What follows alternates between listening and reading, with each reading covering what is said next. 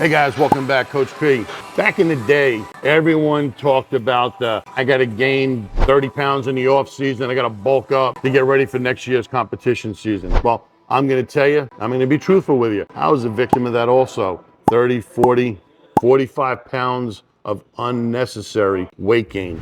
To gain maybe 2 or 3 pounds of muscle for the following year. So you're having a great time. Every meal's like Thanksgiving, pounding the calories away, day in and day out. You get that 30 or 40 pounds on of unnecessary bulk, only to diet it down and be disappointed that you didn't put on more muscle. Well, here's why you didn't put on more muscle. Because you weren't controlling the amount of protein and the amount of complex carbs and the right amount of fibrous carbs and the right amount of fat to assist your body in gaining that muscle. If you watch the amount of calories you take in and you use the formula you've heard me talk about in the past, 0.365 if you just want to maintain what you got, 1 gram of protein per pound of body weight, or 1.1 per gram of body weight. Those numbers will give you an amount of calories based on the amount of protein you're taking in. So follow me with this.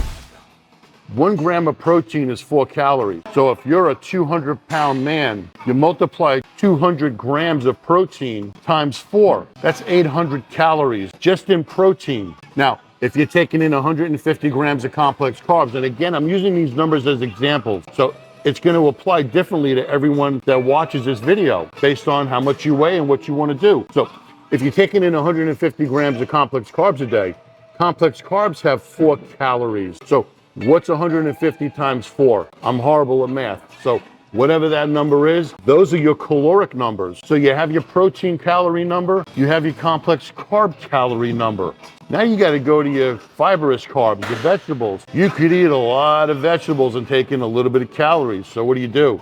You fill up on them veggies to fill the void if you're really hungry. But you got to take in good fats, sometimes up to 50 grams of good fats a day. Fats have 9 grams of calorie per gram of fat. So you need to factor in the amount of calories in fats, the amount of calories in fibrous vegetables, the amount of calories in complex carbs, and the amount of calories in the protein.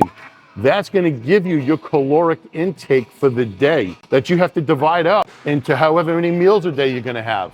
Those numbers are going to give you what's going to be good, solid muscle gain. And I'll support that even more. Because the food you're eating is going to be so good and so clean, you really can't get fat unless you overdo it on the amount of protein.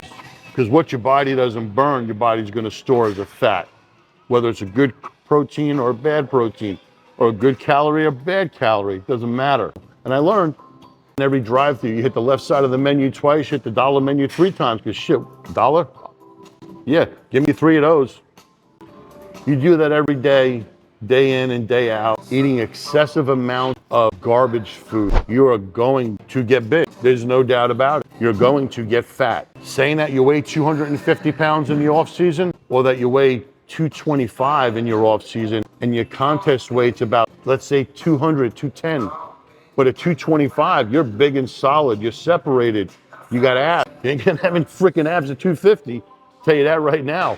I was a victim of it. Learn the science of bodybuilding. It's not just mastering it in here, because you've heard me talk about it in previous videos. You gotta master the technique of training, but you also gotta master the science of food and learn how to marry them two together so that you could always look the part of a bodybuilder. Always have the big full muscles, always have some abs. I didn't say shredded, but always have some visible signs of abs and some separation. So when it comes down to, hey, I'm 16 weeks out, you can pretty much coast in your diet by reducing your caloric intake, not having to starve yourself because you got 40 pounds of excess baggage that you should have never put on in the first place.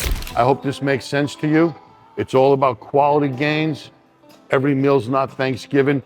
Think before you eat, do the math. 4 calories per gram of protein, 4 calories per gram of complex carbohydrate, 9 calories per fat gram. Do the math, that's your caloric intake for the day. You guys have any questions, reach out to me.